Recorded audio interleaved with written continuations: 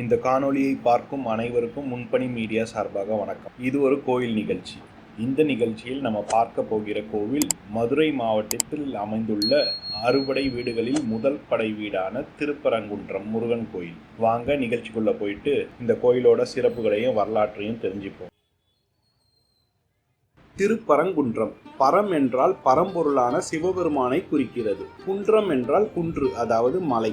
திரு என்பது சிறப்பை உணர்த்தும் ஒரு அடைமொழி. கோயில் உருவான ஆரம்ப காலத்தில் பார்த்தீங்கன்னா இந்த கோயில் சிவதலமாக தான் விளங்கியுள்ளது.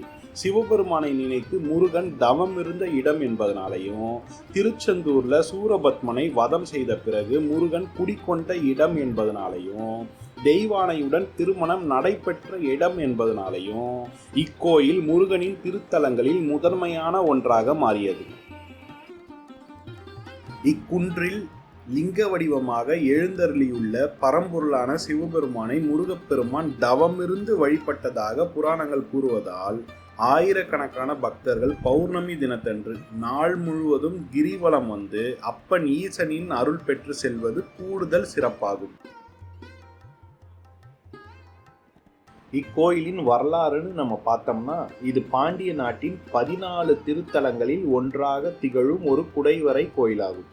முற்கால பாண்டிய மன்னர்களால் கட்டப்பட்டுள்ளது. இத்திருத்தலத்தின் பெருமையை பற்றி சங்ககால நூல்களான அகநானூறு, பரிபாடல், திருமுருகாற்றுப்படை, கலித்தொகை மற்றும் மதுரை காஞ்சி ஆகிய இலக்கியங்களில் பாடப்பெற்றுள்ளது. மேலும் சைவ சமய குரவர்களான திருஞான சம்பந்தர், சுந்தரர், மாணிக்க வாசகர் ஆகியோராலும் பாடப்பெற்றுள்ளது. நக்கீரர் அருளிய திருமுருகாற்றுப்படையில் முருகன் உறையும் இடங்களாக 6 இடங்களை குறிப்பிடுகிறார். அதுவே அறுபடை வீடுகளாக நாம் போற்றுகின்றோம். அதில் திருப்பரங்குன்றம் முதன்மை வகிக்கிறது. முருகப்பெருமானுக்கு சிவபெருமான் தை மாதத்தில் பூச நட்சத்திரத்தன்று காட்சி தந்தார். எனவே திருப்பரங்குன்றத்தில் தைப்பூச திருவிழா 10 நாட்கள் சிறப்பாக கொண்டாடப்படுகிறது. அந்த தைப்பூச திருநாளன்று சிவபெருமானையும் முருகப்பெருமானையும் வழிபாடு செய்யும் மக்கள் அனைவரின் வேண்டுதலும் நிறைவேறும் என்பது மக்களின் நம்பிக்கையாக உள்ளது. இக்குன்றானது, அதாவது இந்த மலை சிவலிங்க வடிவில் காணப்படுவதாலும் சிவபெருமானே குன்றின் உருவில் காட்சியளிப்பதாகவும் மக்களால் நம்பப்படுகிறது. இம்மலையை நித்தம் வலம் வழிபட்டால் பக்தர்களின் வினைகளெல்லாம் தீர்ந்துவிடும் என்று திருஞான சம்பந்தர் தான் இயற்றிய தேவாரத்தில் பாடியுள்ளார்.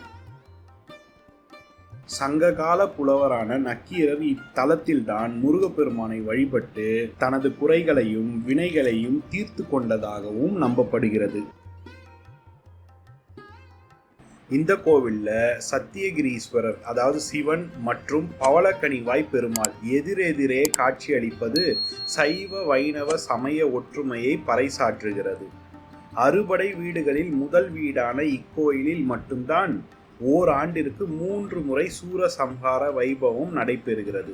அதாவது ஐப்பசி மாத கந்தசஷ்டி விழா, தை மாத தெப்பத் திருவிழா, பங்குனி மாத பெருவிழா என 3 உற்சவ காலங்களிலும் இங்கு சூரசம்ஹார பெருவிழா நடைபெறுவது கூடுதல் சிறப்பாகும். ஒரு பெரிய பாறையை அப்படியே கொடாய்ந்து வெட்டி ஒரு குகை போல ஒரு அமைப்பை உருவாக்கி கட்டப்படுறதை தான் நம்ம குடைவரை கோயில் அப்படின்னு நம்ம சொல்கிறோம்.